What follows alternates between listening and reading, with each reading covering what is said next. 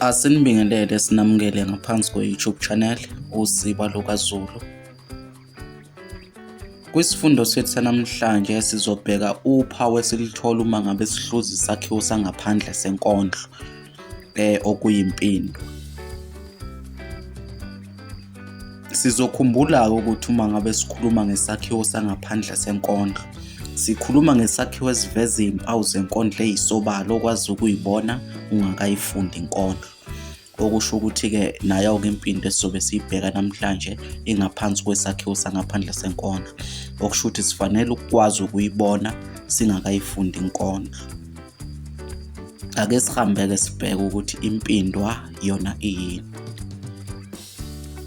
Impinda ukuphindaphinda umugqa noma imigqa ethize ekuqaleni noma ekugcineni kwesigaba senkondlo.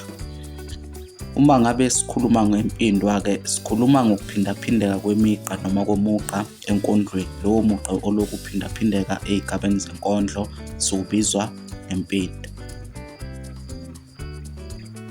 Kuyenzeka-ke imbongi isebenzise yona impindwa, kepha ingaphindaphindi umugqa wonke njengoba unjalo. Kube negama noma amagama athile aphindaphindekayo emigqeni yezigaba zenkondlo. Okusho ukuthi impindwa-ke akuwona umusho nje ophelele ngaso sonke isikhathi. Kuyenzeka imbongi isebenzise igama elithize ey'gabeni zenkondlo. Lawo magama-ke aloku aphindaphindeka enkondlweni siwabiza ngani? Ngempindo. Okusho ukuthi-ke akufanele ukuthi silindele njalo ukuthi kube umugqa nje ophelele uma ngabe sikhuluma ngempindo. Kuyenzeka kube igama nje lilodwa noma amagama athize. Imbongi imvamisa isebenzisa yona impindwa ukugcizelela umqondo othile enkondlweni.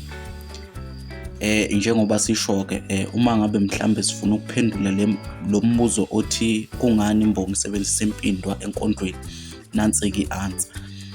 Ukugcizelela umqondo othile enkondlweni kuzoya ngokuthi-ke lelo gama noma lowo mugqa usilethela muphi umqondo.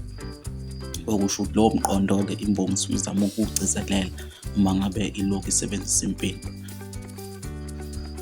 Ake sihambe-ke sibheke isibonelo sempindwa enkondlweni. Sizocaphuna-ke lapha enkondlweni ebhalwe ingwazi Manqele esihloko sithi ukhetho. Ngizofunda-ke iy'gaba ey'mbili ey'ntathu ebese sibheka ukuthi impindwa asitholi kule nkondlo.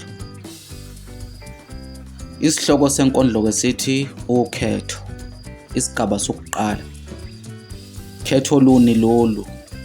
Ukhetho lwekhethelo noma ukhetho lwabakhethekile.